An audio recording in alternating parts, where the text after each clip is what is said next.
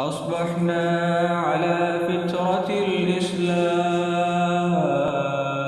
وعلى كلمة الإخلاص وعلى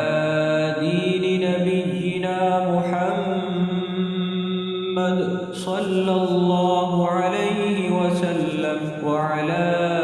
ملة أبينا إبراهيم حنيفا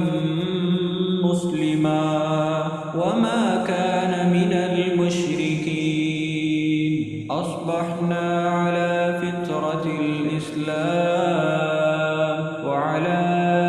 كلمة الإخلاص وعلى